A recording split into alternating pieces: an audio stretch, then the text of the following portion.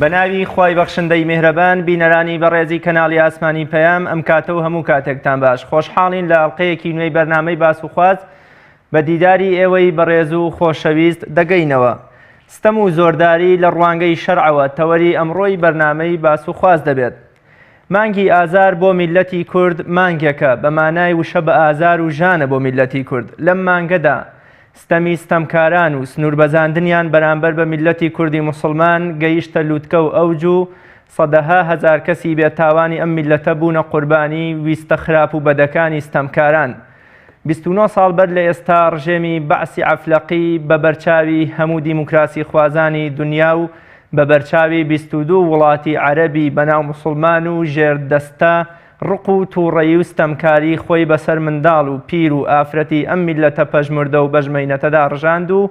زیاد لە 200,000 هاوڵاتی سڤیلی کورد بوونە قوربانی کیمیایی و زیندە بەچاڵی ئەو ڕژێمە و هەزارەها ئافرەتی داوێن پاکیش وەک بەخشش و سەبایا درانە جەلاد و کاربەدەستان. میلەتی کورد وەک میلەتێکی ستەم لێکراو هیچ کەس بەهانا و هاواری ستەم لێکراویەکەیەوە نەهات.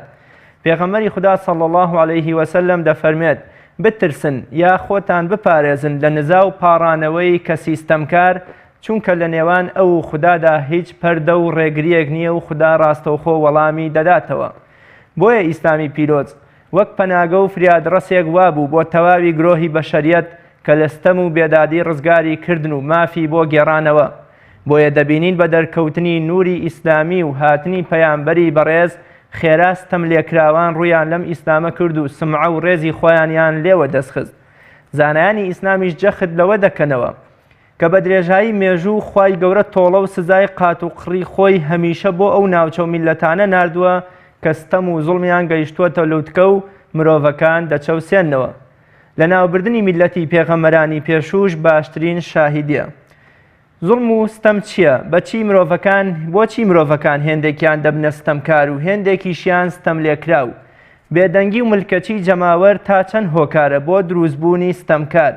خودای گەورە پەیامەکانی چۆن بەگشت ستەمکاراندا دەچنەوە؟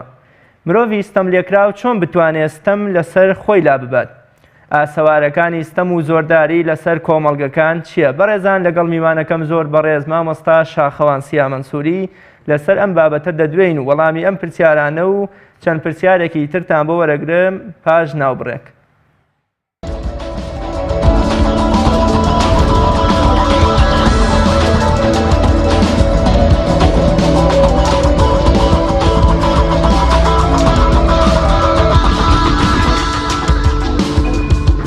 بینەرانی بەڕێز دووبارە سڵاو. مامۆستا گیان زۆر سپاس بۆ بەڕێزت بۆ ئامادەبوونت لە بەرنامەی باس و خواست. مامۆستا سەرەتا پێم خۆشە لەو پرسیارەوە دەست پێ بکەم کە بزانین ستەمکردن زۆرداری تاوانکردن لە ڕوانگەی شەرعەوە چییە؟ واتەیانی پێناسەیەکی ستەممان بۆ بکەین. بسم الله الرحمن الرحيم الحمد لله والصلاة والسلام على خير خلق الله محمد وآله ومن والاه. داواکاری لەخوای پەروەردگار و لێ پاڕێنەوە لە دنیادا بە شێوازێک بژین هیچ کاتێک ستەمکار نەبین بەڵکو ستەم لێکراو بین بۆ دنیا و قیامەتمان باشترە. دیارە ستەم کە لە عەرەبیەکەیدا پێوترێت ظوڵم، زانایانی ئیسلام فەرموویانە ظوڵم هو مجاوزة الحد ووضع الشيء في غير موضعه الشرعي. دانانی شتێک لە جێگەی خۆیدا نەبێت، وەصفکردنی کەسێک لە جێگەی خۆیدا نەبێت،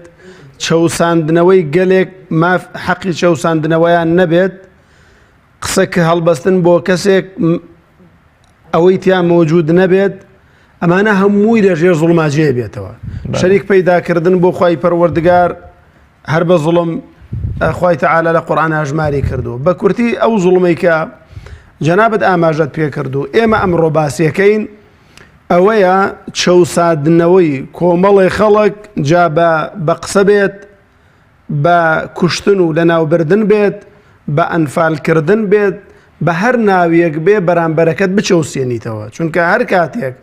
زوڵم لە کەسێک کرا، زوڵم لە میلەتێک کرا، زوڵم لە عەشیرەتێک کرا، لە یێرەدا دوو تەرەفەیە، تەرەفێکەیە ظاڵمە، تەرەفێکەی مەزڵومە.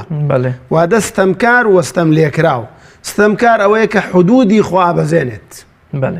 لە تەعاملکردن لەگەڵ خەڵک و کۆمەڵگا. لەسەرەت هەن لەم سەرەتایەوە پێمان بڵێ شەرعی ئیسلام چۆن باز لە زوڵم و زۆر دەکا. بەڵێ دیارە شریعەتی پیرۆزی ئیسلامی ماگەر بگەڕێنەوە بۆ قورئانی پیرۆز ئەبینین لە قورئاندا خوای پەروەردگار جەلە جەلالوه ئەوەندەی کە دژی زوڵم وەستاوەتەوە دژی زوڵم یعنی ئاەتەکان باسی زوڵمەکان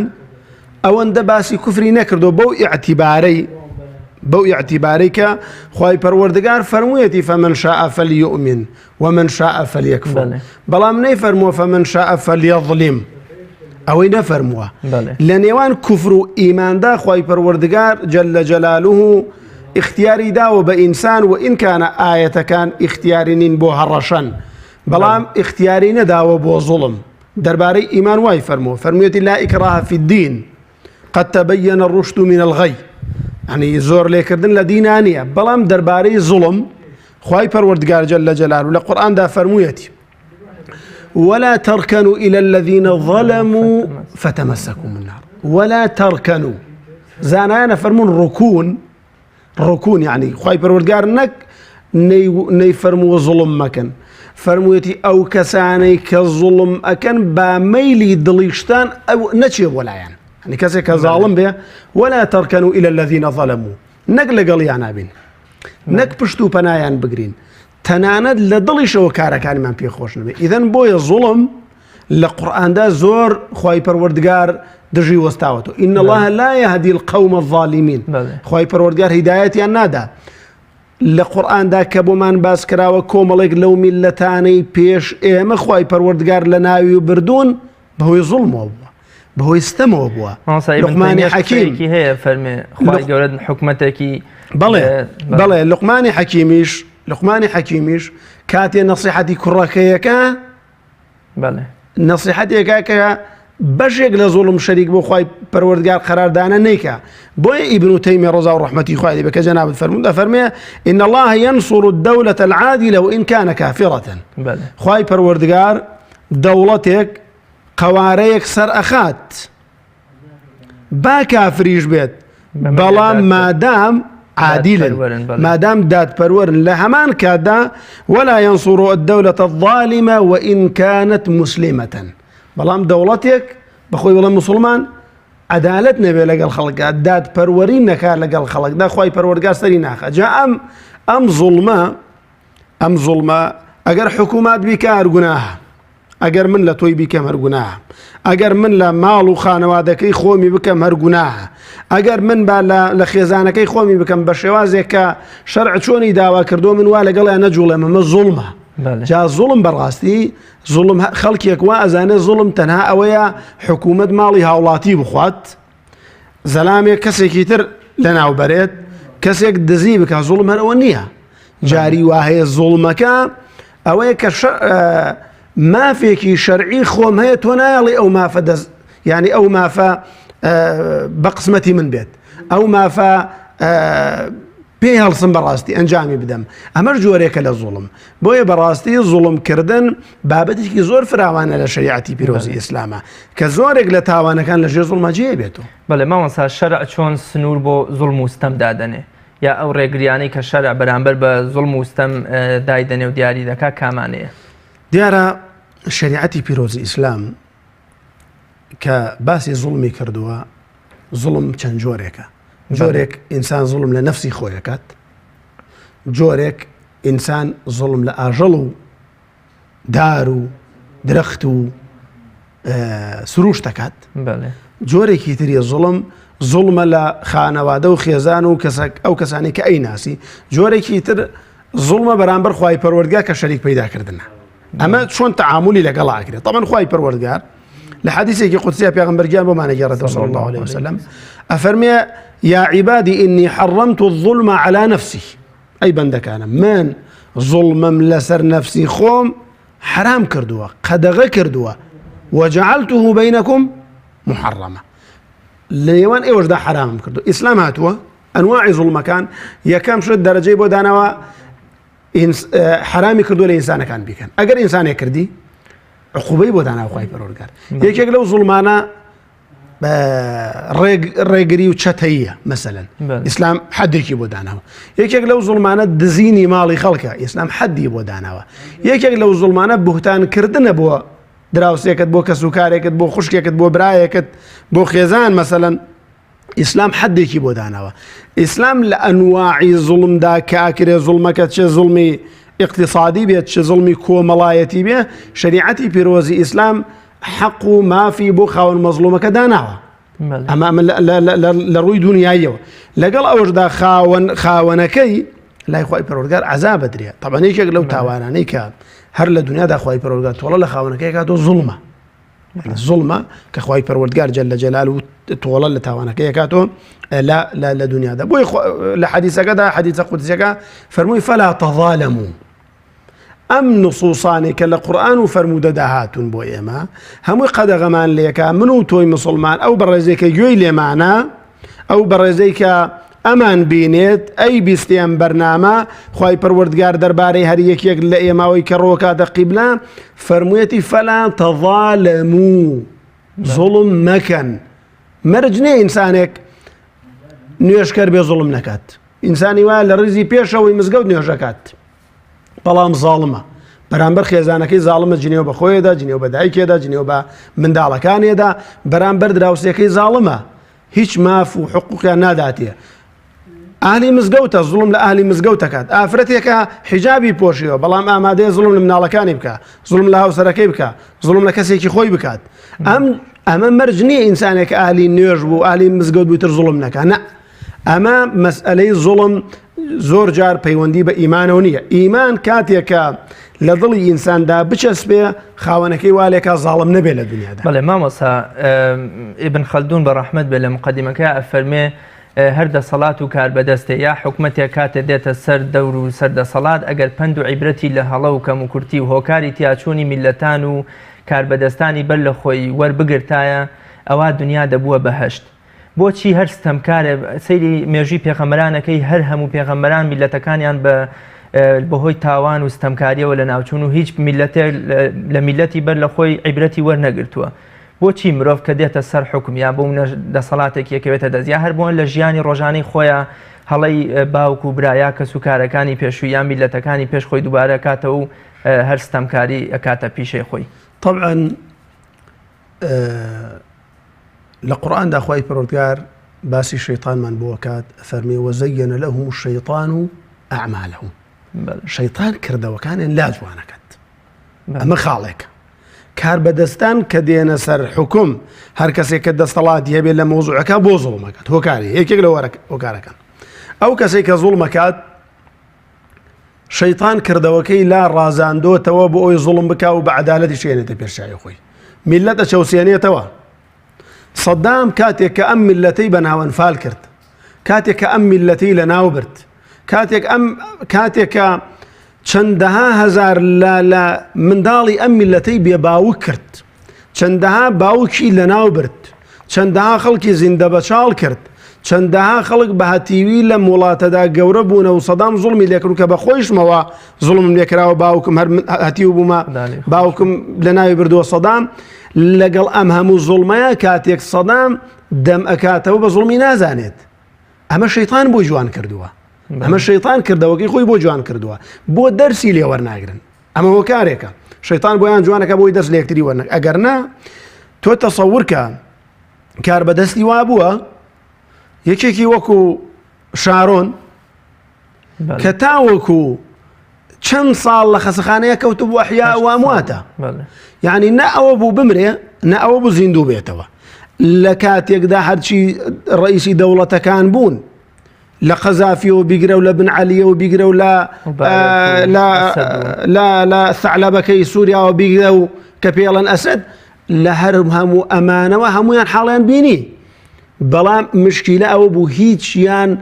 دەرس و عیبرەتیان لێ وەرنەگرت. ئەی بۆ قورئانە فەرمێ عیبرەت لئولی الئەلباب ئین فی ذلک لعیبرە کە باسی فرعونەکە خوای تەعالا لا فرعون چۆن قەومەکەی بەقسەیانە کرد فاستخف قومه فأطاعوه يعني قومەکەی ترسان زوڵمی کرد ئەوانیش بێدەنگە بوون ئەترسان. دەربارەی فرعون خوای پەروەردگارە فەرمێ چی؟ ئەفەرمێ ئین فی ذلک لعیبرة لئولی الأبصار. ئەوەی بەسەر فێرعەون ئەبێ عیبرەت بێ دەرسی لێوەرگن کار بەدەستانی بەڵام کە دەرسی لێوەرناگرن بەڕاستی شەیطان وایان لێکات خەڵکەکە بچەوسێننەوە خەڵکەکە لە ناو بەرێن لە هیچ لە هەموو دنیاە ڕئیسی وڵاتان بە شێوازێک خزمەتی شەعبەکەیانەکەن لە دەرەوە مەعونەت و شتێکیان بۆێنن بۆ شەعبەکەیان برسی نەبێ بەڵام ئەم میلەتە بەستە زمانەی خۆمان جارێک بەدەستی عەرەب زوڵمی لێکرا کیمایی هێنرا لە دەرەوە بووی جارێک لاپاڵم هێنرا لە دەرەوە بووی جارێک شۆفڵ هێنرا بۆی گۆڕە بە کۆمەڵی بۆ هەڵکەنن بۆ ئەم میلەتە و دوای ئەم میلەتەکە دەستی عەرەب و ناحەزانی عەرەب لە دەستی نەما کورد زوڵمی لێکرد ئەم جارە ئەوە نەبێ هەر مەزلوم ئەم کوردە کە کاتێک خۆی مەزلوم بوو لە شاخ بوو کاتێک هاتە سەر کورسی دەسەڵات خۆشی بوو بە زاڵم هەر بە مەزلومی نەمایەوە بۆیە بەڕاستی ئەو کەسانی کە زوڵمەکەن ئەو کەسانی کە ستەمەکەن ئەو کەسانە بەڕاستی بیرێک لە خۆیان ناکەنەوە بیرێک لەوە ناکەنەوە کە دوای چەند ساڵێکی تر ئەمانش دنیا بەجێڵن بیرێک لەوە ناکەنەوە لەخوا ناترسن ئەنی ئینسانێک ئەگەر لەخوا بترسێ بە حەقیقی ئینسانێک لەخوا بترسێ زوڵم ناکە بۆ زوڵم ناکە چونکە دوعای مەزلوم گیرایە ئەگەر کافریش بێ ئەو هۆکارە چییە کەوا دەکا مرۆڤێندە چاوقایم بێندە بێ ڕوو بێ چاو ڕوو بێ وە کۆڵێ بیکاتە کەسێکی ستەمکار دووشتی زۆر سەرەکیمانەیە بڵێ دووشتی زۆر سەرەکیمانەی وا لە ئینسانەکە کە ستەمکار بێت یەکەم نەزانین زانست نەبوون دەربارەی ئەوەی کە زوڵمکردن و ستەمکردن گوناهێکی زۆر گەورەیە یەکێکە لە گوناهە گەورەکان یەکێکە لە گوناهە لە ناوبەرەکان ئەگەر ئینسان عیلمی لابێت کە عاقیبەتی زوڵم چەندە خراپە ئەوانەی کە زاڵم بوون لە ڕابردوودا چیان بەسەر هات ئەگەر بزانێت خوای پەروەردگار لە قورئانە لە چەندین ئاەتە باسی زوڵمی کردووە خوای تەعالا هەڕەشەی لە زاڵمان کردووە خوای پەروەردگار لە دنیادا چەندەها قەومی لە ناو بردو بەوەی زوڵمەوە ئەگەر عیلم و زانست و زانیاری پێبێ و ئیش بۆ عیلمە بکا زوڵم ناکە ئەمە هۆکارێک جەهلە نەزانینە بەڕاستی هۆکارێکی تر خۆشویستنی پارە و دەسەڵات و کورسیە ئینسانی وایە بۆی بگاتە کورسی برای خۆشیە کوژێ ئینسانی وا هەیە بۆ ئەوەی بگاتە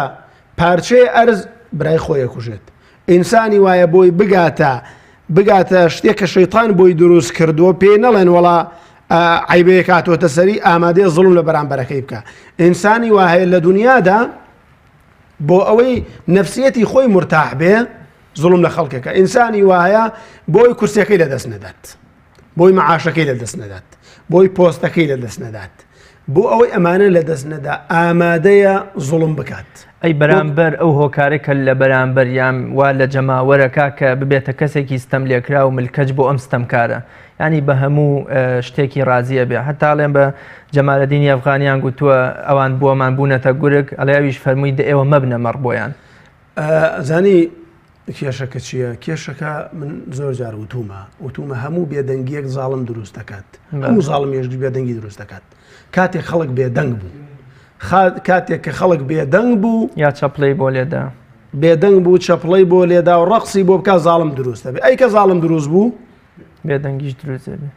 خەڵک بێدەنگە کات کاکە ئەگەر مەڕ فەقیر نەبێ گورگ نایخوا ئەگەر مەڕ فەقیر نەبێ گورگ نایخوا ئەی باشە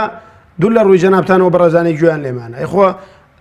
سەگی وایە لە مەڕێ گۆشتی زیاتری پێوە ئەی بۆ گورگ نایخوا ئەیوانە بۆ نایخوات ئەی بۆ گورگ شتێکی تر ناخوا گورگ ئەوەندەی مەڕ خۆوەندە بزنیش ناخوا ئەوەندە ئاژەڵی گەورەش ناخوا مەڕ بۆ فەقیرە داماوە هەر کەس هەر میلەتێک وەکو مەڕیان لێبێ سەرکردەکانی زاڵم من وەکو گورگیان لێدێ بەڕاستی بەرامبەرێن بۆی بەڕاستی بێدەنگ بوون وا لە بەرامبەرتەکە جاری وا هەیە ماڵت لە ناوە بات کوڕت لە ناوە بە ناوێری قسە بکەیت یعنی ئەگەر زۆر قسە بکەی ماڵەکە دەسووتێنێ زۆر قسە بکەی لە وڵات دەرتەکە زۆر قسە بکەی جنسیت لێسەنێتەوە ئەم هەموو بێدەنگیە کاتێکە زاڵم دەسەڵات زانی خەڵکی بێدەنگە بەڕاستی جاری وایە پەشیمانە لە ڕابردوش کە خزمەتێکی کردووە بۆیە خەڵکیە بێ وشیار بن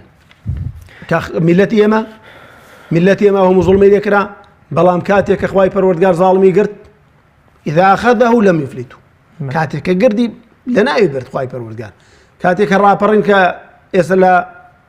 سەرەتا یادی ڕاپەڕینین کاتێککە ڕاپەڕین ڕوویدا ئەم میلەتە هەڵسا ئەم میلەتە لە زوڵم و لە دژی زوڵم و ستەم و نادادپەروەری و کوشتن و بڕین و لە ماڵی خۆی ئەمین نەبوو لەسەری خۆی ئەمین نەبوو کاتێک هەڵسا کەس لە عەقڵ و مێشکیان نەبوو لە لۆژیکیان نەبوو سەدام لە ناوەچێت بەعس لە ناوەچێ بەڕاستی لە ماڵیشەوە خەڵک نەیێرا قسە بکاوی و دارۆبەر گوێ هەیە بەدەم خەویشەوە نەیێرا خەوی و خراپیان پێوە ببینێ دەیەوە لە ناویان بردو ئێمە وەکۆڵێت تەعامل و مامەڵە لەگەڵ دوو جیلاکە یا دوو پۆل ستەمکاران و ستەم لێکراو ئێمە لێرەدا وەکو چاودێروان کە ئیسلام قەت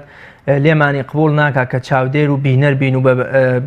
وەکۆڵێ بە مەرگە تراژیدیەکان خەفەت بخۆین و بە شتە پێکەنی ناوکانیش پێ بکەنین. هەستەکەی میلەتی کورد لەم مانگەدا 29 ساڵ بەر لە ئێستا بە بەرچاوی هەموو وڵاتانی بەناو ئیسلامی عەرەب ئەوانەی کە ژێردەستە و ملکەچی وڵاتانی غەربن بۆ نمونە جینۆساید کرا کیمیاباران کرا ئەنفال کرا.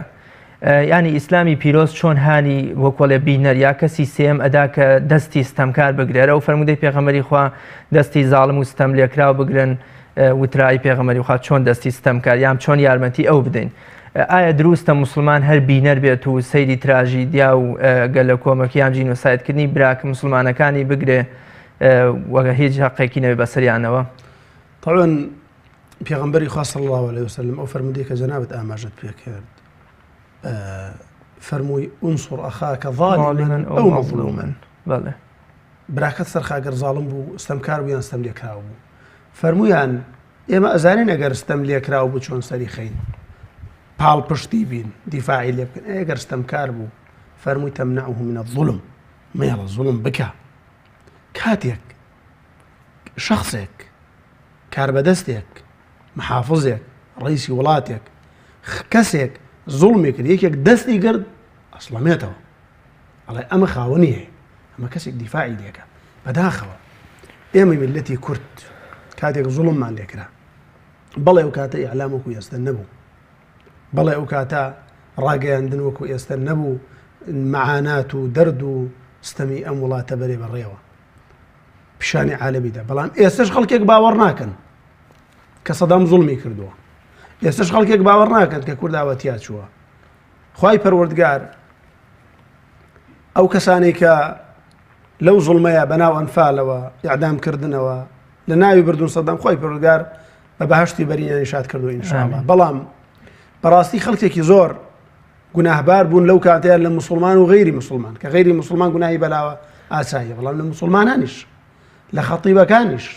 لە وتاربێژانیش لە پێشەوە باسی سنفی خۆمانەکەم ئایا چەند وتاربێژ چەند خەتیب بەوەی ئەو زوڵمەوە هاتە گۆ و دەرکرا لە مزگەوتەکان وە نییە لە عێراق لە دەرەوە لە وڵاتان کە پێیان نەزانی بۆیە بەڕاستی ئێمە چۆن تەعامل لەگەڵ زاڵما بکەین چۆن تەعامل لەگەڵ مەزلوما بکەین یەکەم لەگەڵ مەزلومە ئەگەر بتوانین پشتی بگرین بە هەر شێوازێکە ئەبێتە هۆکاری سەرخستنی قەڵەم بێت مسلمانی لەو پەڕی دنیا زوڵمی لێکرێ من لێرەوە ئەتوانم مەقالەیەک بنووسم هەر ئاهێکیشی بۆ هەڵکێشی ئاهێکی بۆ هەڵکێشم ئەوە ناتوانم دوعایەکی بۆ بکەم بینی خۆم و خوا ئەمە بەشێکە لە سەدام وەکو ئەڵێ کۆمەڵێ دروشمی ئاینی بەرامبەر بە میلەتەکەمان بەکارهێنا یام دەیگوت میلەتی کورد لە کاتێکانەوەی سەلاحەدین ئەیوبین و ئەو هەموو عولەما و زانایە پێشکەش بە ئیسلام کردووە دەیگوت بۆ منە لە دین هەڵگەڕاون ئایا وەرگەڕان لە دین یا کافربوونی میلەتێک ئەمە وەکۆڵێ مبەڕیرێکە بەدەست ستەمکارانەوە کە بێن میلەتێ بچەوسێنەوە ینی هەر ئێمە گەر بۆ منە ستەمکارێک بچێتە سەر میلەتێکی با کافریش بێ بەڵام هیچ وەکۆڵێ دەست درێژیەکی نەکرد بێ خۆ بێ ئێمە هەر لێرەشا بەرگری لەم ستەمکارە بکەین نێڵین ستەمی لێ بکەن طبعا خاڵ یەکەم میلەتی کورد نە هەڵگەڕاوە بوو لە دین میلەتی کورد نە ئەوەش بۆ ئیعلانی کوفری خۆی کرد بێت میلەتی کورد چەند گوند ڕووخاون ئەوەندە مزگەوت ڕووخاون چەند مزگەوت ڕووخاون دا ئەوەندە بەردەنوێژ لابراون چەند کانی کوێر بوو بێتەوە چەند کانی کوێر بوو بێتەوە ئەوەندە بەردەنوێژی لێ بووە چەند مزگەوت ڕووخاوە ئەوەندە قورئان سووتێنراوە ئەمە بەڵگەی ئەوەیە کە میلەتی کورد میلەتێکی موسڵمانن موسڵمان بوون بەڵام بەداخەوە کۆمەڵی خەڵک لەو کاتەدا کە دەمڕاستی خۆیان بە دەمڕاستی وڵاتە زانی ئاڵای کوفریان هەڵکرد بوو بەڕاستی کە ئەوەش ئەوە ناگەیەنێ سەدام و هەر کەسێکی تر زوڵم لەم میلەتە بکات بەڵام ئەوەمان پێڵەیە کاتێکە خەڵکێک زوڵمی لە میلەتەکەی خۆی کرد بەغەیری دینەکەی ئەو میلەتەی خۆی ئیعتیزازی نەکرد و شانازی نەکرد بە دینی و میلەتەوە ئەبێ چاوەڕێ بکات دەستێکی ترش بێتە سەریان بۆیە کاتی خۆی زوڵم لەم میلەتە کرا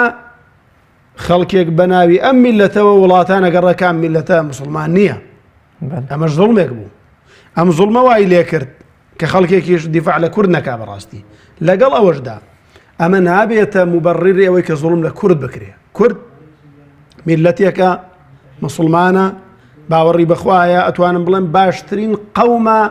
لەوەی کە من بینیومە ڕاستە باشترین قەومە لە تەعامولکردندا باشترین قەومە لە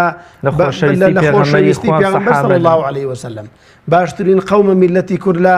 بنیاتنانی مزگەوتدا ئەمانە کاتێکە خەڵکێک کاتێکە حکووماتێک بەناوێک لە ناوەکانەوە خۆیان ڕازاندوێتەوە مردی ناوەڕۆکیان وابێت مامۆستا بۆچی سەدام کۆمەڵێ دروشمی ئاینی بەرامبەر بە میلەتەکەمان بەکارهێنا طبعا سەدامێکێک لەو دروشمانی کە بەکارهێنا ئەنفال اینجا بوونە ناوی شەڕەکانی ئیسلام وەکو قادسیە و کێوکەی لە سوپاکەیەنە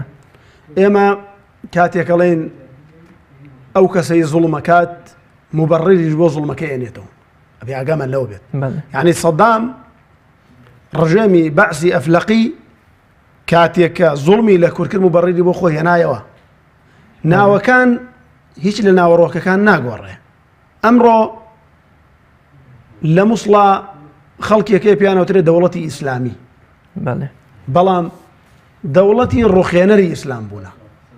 دەوڵەتێکن کە ئەوەی ئەو بە ئیسلامی کردووە 10 ساڵی تر لە تەل ئەبیب و ئیسرائیل بە ئیسلام و ئەو بە ئیسلام ناکرێت ئەوەندەی ئەو مزگەوتی ڕوخاندووە لە مێژوودا ئەوەندە مزگەوت نەڕوخێندراوە ئەوەندەی ئەو شوێنی پەرستگای ڕوخاندووە لە تاریخی ئیسلامیدا نەڕوخێندراوە ئەوەندەی ئەو موسڵمانی لە ناو بردووە هیتلەر ئەوەندەی لە ناو نەبردووە ئەمە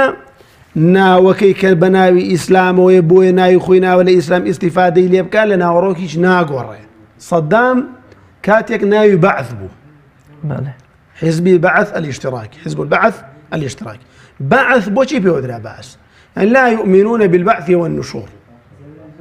يعني باورا بزندوبون ونية حزبي بعث باورا اصلا بخوان ابوها بويا براستي ما ابي او بزانين كاتيك صدام دروش مكبر زكاته الله ما انفاله صورتك القران ده ناوي انفاله اما النبي مبرر ويكا وكاريكا شرعيه او كاريكا جناها او كاريكا لنا بردني قوميك اما نابي تاوا امروشكا بيش مرقه سر برطريه لنا وبردريه خلكيك ايات خمنه بسريانا ونيا مزقوت تخيندري دو قبري بيغمبري تايا الان ايات ما بدا السويه اما نابي مبرر بو باساوي هنا او بو ايشكاني بلام او من بيليكا هركاتك انسانك لانسان كان حكومتك لحكومتك كان ظالم واستمكار بيت بو پرده پوش کردنی استمکی خوی آماده همو قرآن بکار بینی وکو لو حیک و ببرادرکی بله وکو حجاج صحابه شهید کرد كعبي ويران كرد كعبي ويران كرد بله صحابي هالواسي با مكة ونيا كاتا او استمكاراني او ساك رحميان برانبر بكجزاي بيغمري اخوانا بو چون برانبر بملتي كرد ايان بيت يعني او كساني كظلمه كان امامي حسين شهيد كرد بله امامي عليان تيرور كرد امامي عثمان تيرور كرد ونيا امامي عمر تيرور كرد اما ظلمه براستي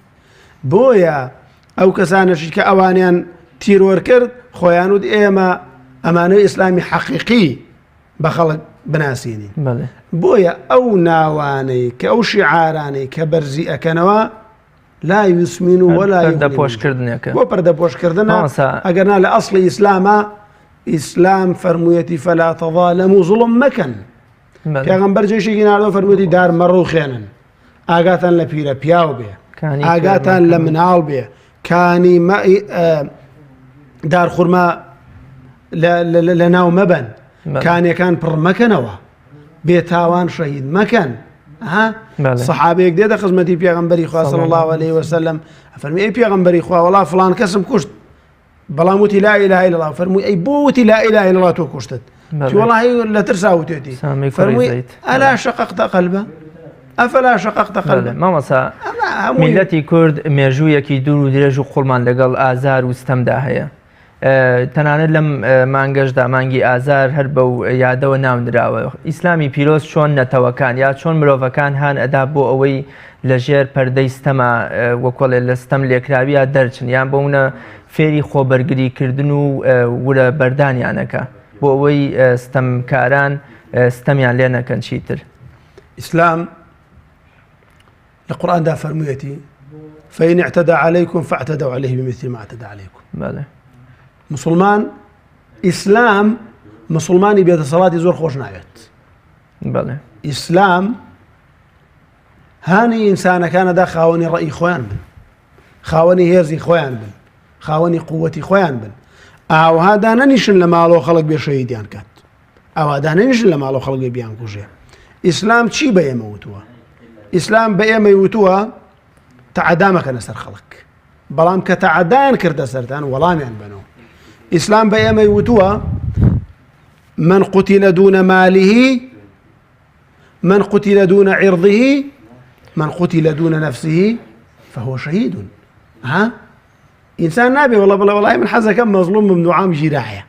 لما لو با خلق بيظلم نا پیغمبر خوا فرميار کسی بیاد دسترد اگر تو کجای تو شهیدید. اما بۆچی وامان پێڵێ؟ بۆ ئەم پێڵێ کە مسلمان بێدەسەڵات نەبێت، مسلمان زەلیل نەبێت، مسلمان بەڕاستی کاتێک زەلیل بێ هەموو کەسێک پێوێرێت. مسلمان بەڕاستی یعنی تەماشاکە ئەگەر هەندێک گوڵ دڕک لە دەوریان نەبێ مناڵەشی توانن لێکەنەوە. بەڵێ ینی ئەگەر هەندێک گوڵ دڕک لە دەوریان نەبێ مناڵەتوان لێکەنەوە. ئەگەر شێر ئاو تووکەی پێوە نەبێ بە دەم و چایەوە لەواچە مناڵ بەردی تێبگرێ کاک. بەڵێ کەس لێ ناترسێ. بۆیە مسلمانیش بەڕاستی ئەوە مەوزوعێکە لە شریعەتی پیرۆزی ئیسلامە، مەوزوعی ئەوەیە کە ئینسانی مسلمان ئینسانی باوەڕدار سەرنەوی نەکا بۆ زاڵم، سەرنەوی نەکا بۆ کەسێکە سوکاتی بەخۆی بە دینەکەی بە نیشتیمانەکەش یەکات.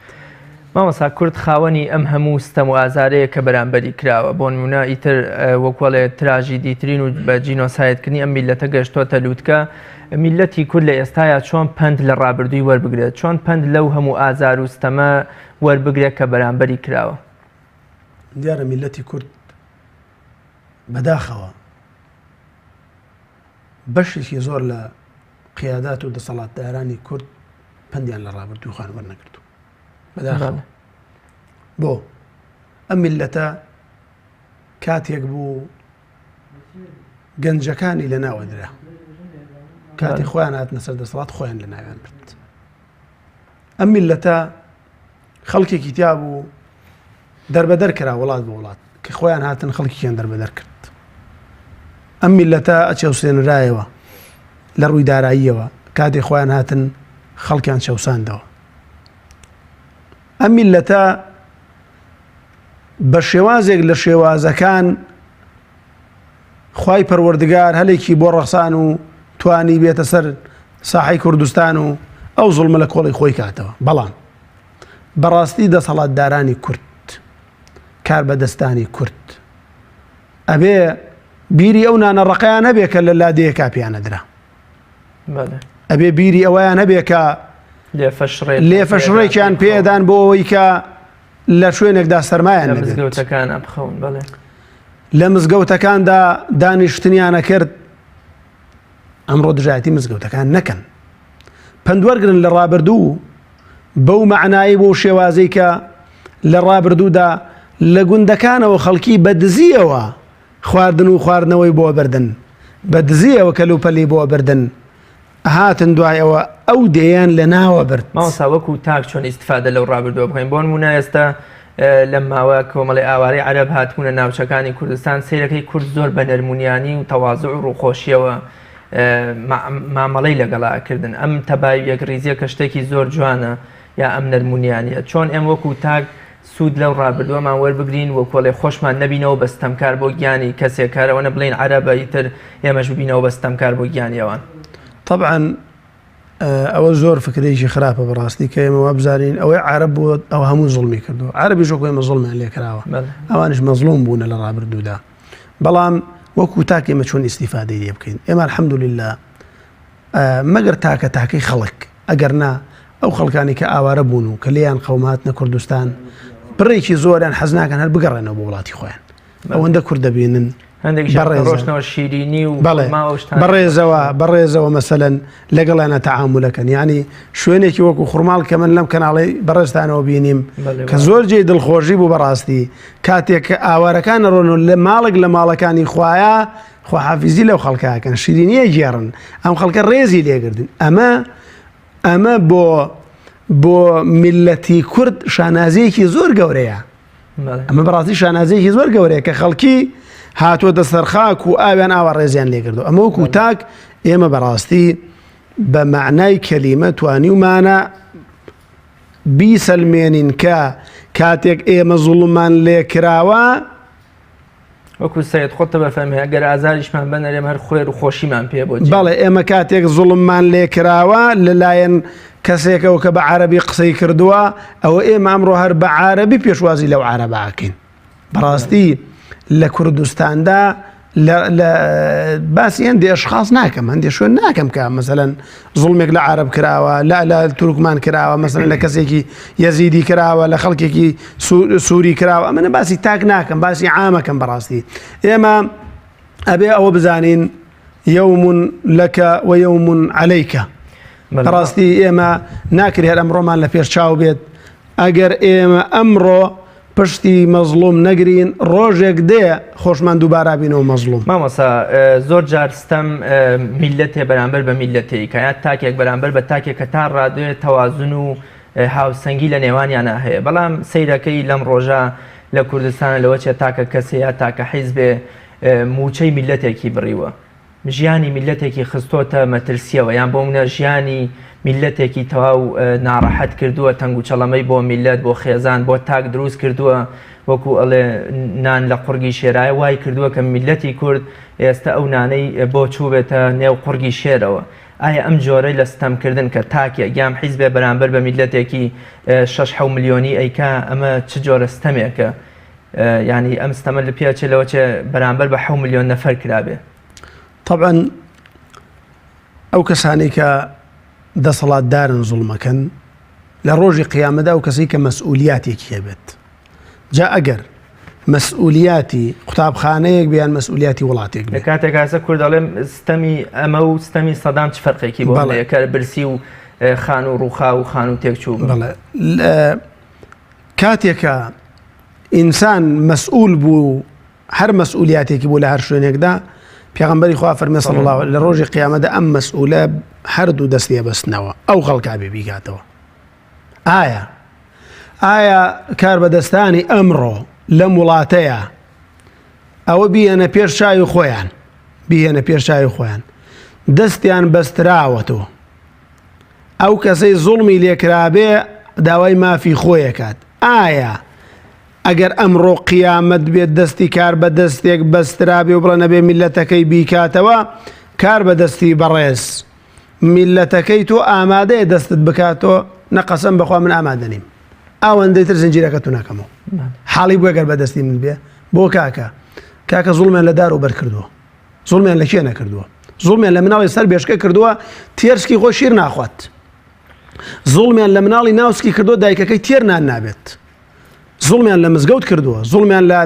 لە خەڵکی کردووە پارە و قوتی خەڵکیان بڕیوە خەڵکێک لە فەقیریا خۆی کوشتووە لە کاتێکا ئیمامی عومەر شەوانە بە کۆڵانەکە ئیمامی عومەر ڕەزا و ڕەحمەتی خوای لێبێ کاتێک کە ئەچێتە دەرەوە تەماشاکات وا مناڵێک ئەگری تەماشاکە مناڵێک ئەگری ئەڵێ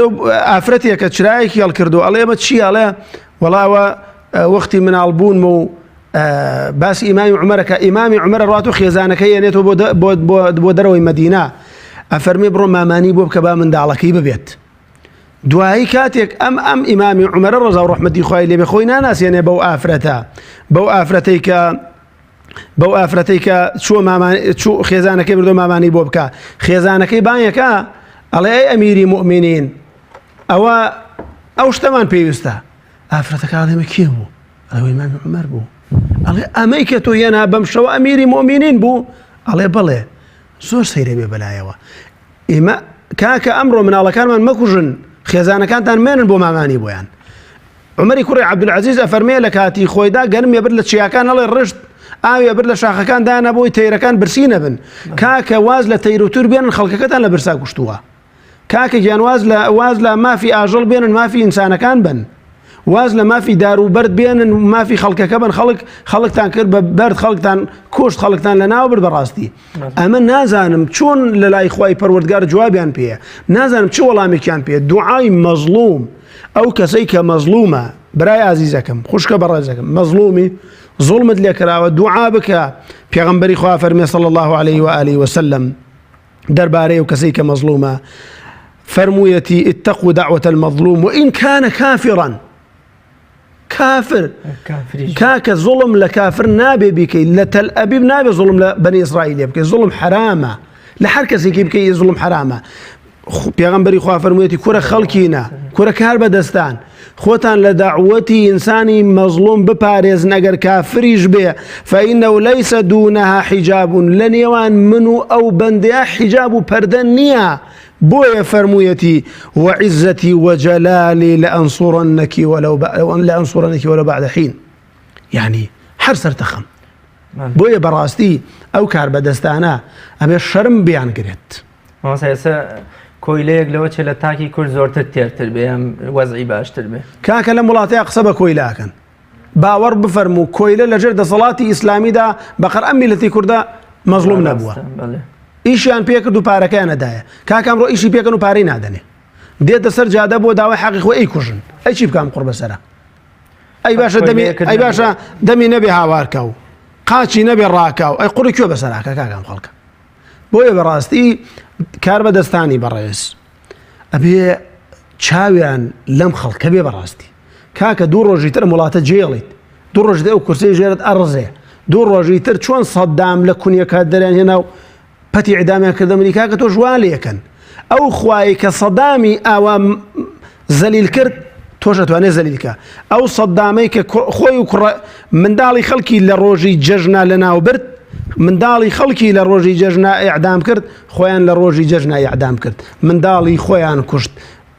خێزانی خۆیان بێوەژن کرد مناڵی بووکی خۆیان بێوەژن کرد منداڵی خۆیان هەتیو کرد منداڵی کوڕیان هەتیو کرد. خوای پەروەردگار ئەو تاوانەی کە بەسەر و خەڵکەیەنای هەر لە دنیادا تاوانەکەی دەسەوەی قیامەت. کاتی بەرنامەکەم زۆری نەماوە کۆتا پرسیارم بزانم زیان و ئاسەوارەکانی ستەم و زۆرداری لەسەر تاک و لەسەر کۆمەڵگەکان چییە؟ ئایا ئەم قەیران و نەهامەتی کە بەرۆکی میلەتەکەمانی گرتووە تا چەندە پەیوەستە بە ستەم و زۆرداریەوە؟ طبعا ئێمە ئەوە بزانین کە ئەو کەسەی کە زوڵمەکات ئەبێ بزانێ ئەم زوڵمە عاقبەتێکی خراپی شوێنەوارێکی زۆر خراپیە لەسەر هەردوو لایەن. لەسەر کۆمەلگا شوێنەوارێکی خراپەیە کە کۆمەلگا ئەچەوسێنێتەوە. ئەمە خاڵێکە. خاڵێکی تر لەسەر ئەو واقعی کە تۆژێ لەسەر ئەو کەسە ئەو کەسەی کە زاڵمە خوای پەروەردگار لە قورئاندا بڕیاریدا ئەو کەسەی کە زاڵم و ستەمکارە خوای تەعالا هیدایەتی نادات بەرەو بەهەش بڕوە. إن الله لا يهدي القوم الظالمين. ئەو کەسەی زوڵمەکە کاکە گیان زوڵم لە خوشکتەکەی زوڵم لە براتەکەی زوڵم لە میلەتێکەکەی زوڵم لە قوتابیەکانتەکەی زوڵم لە کەسوکارتەکەی زوڵم هەر زوڵمە. خوای تەعالا هیدایەتت نادا بەرەو ئیشێکی باش بڕێ. ئەمە بەڕاستی زۆر گرنگە کە ئەو کەسانی زاڵ من ئاگیان بێ. یەکێکی تر لە هۆکاری لە شوێنەوارەکانی زوڵم ئەوەیە کە زوڵم و ستەم هەر کەسێک هەر قەومێک بیکە خوای تەعالا و قەومە لە ناوە بات ئەو قەومە لە ناوە بات. وتلك القرى أهلكناهم خۆ نەیفەرموو لما كفروا لما كفروا خۆ نەیفەرموو کاتێک کە کوفریان کرد نە لما ظلموا کاتێک زوڵمیان کرد خوا لە ناوی بردن. بەڵێ بۆیە بەڕاستی هەر قەومێک هەر نەتەوەیەک زوڵم و ستەم بکەن خوای پەروەردگار جەلە جەلالوه لە ناویان ئەدا. بۆیە ئەو کەسەی کە زوڵمەکە بەر لەعنەتی خواکەوێت يعني ئەوەش بزانین کەسێک بەر لەعنەتی خوای پەروەردگارەکەوێت کە یعنی لە ڕەحمەتی خوا دوورەکەوێتەوە. ئەو کەسەی کە زاڵمە بەر لەعنەتی خوای پەروەردگار کەوتووە. لعنت يعني الطرد من رحمة الله ئەو کەسە لە ڕەحمەتی خوای پەروەردگار دەرەکرێت. دیارە ئەو کەسێک کە زاڵمە کار بەدەست بێت کار بەدەست نەبێت هەر کەسێک بێت ئەو کەسە لە شەفاعەت مەحرومە بێت لە ڕۆژی قیامەتە. شەفاعەت لەن شەفاعەت چییە؟ شەفاعەتەوەی کە کەسێک نووسراوە بڕاتە دۆزەخەوە پێغەمبەر و مسلمانان شەفاعەتی بۆکەن لە دۆزەخ ئەیەنە دەرەوە ئەم کەسە مەحرومە بێ لەو شەفاعەتە. ئەو کەسێک کە زاڵمە و ستەمکارە بۆیە بەڕاستی ئەو کەسێک کە زاڵمە کردەوە چاکەکانیشی نامێنێت ئەسووتێت زوڵم لە خەڵکەکەن لە خەڵکی داوە ماڵی خەڵکی بردووە ضرب هذا وأكل مال هذا وقذف هذا ئەمە لە ڕۆژی قیامەدا حەسەنات و سەدەقات و چاکانی نامێنێت. سەیان کاتی بەرنامەکەم تەواو بوو. زۆر سپاس بۆ بەڕێزت. محفوظ بن یا ڕەبی. زۆر سپاس. خۆمیەوەیتان کە بینەرانی بەڕێز شاعیر و عارفی گەورەی کورد مەحوی ڕەحمەتی خوای لێبێ 120 ساڵ بەر لە ئێستا دەربارەی ئەو ستەمکاری کە سواری ئەسپەشێتەی خۆی دەبێت و میلەتەکەی دەچەوسێنێتەوە دەفەرمێ فەلەک هەرگا کەسێکی هەڵبڕی وەقتی هیلاکەتیە کە سەر بۆ گەینە پەت بێ پێ لە کورسی و ئەسکەمل چی بکە. بەم شێوەیەش هاتینە کۆتایی ئەڵقەی ئەمڕۆمان تا بە گەیشتنەوەیەکی تر بەخوای گەورە میهرەبانتان ئەسپێرم خواتان لەگەڵ.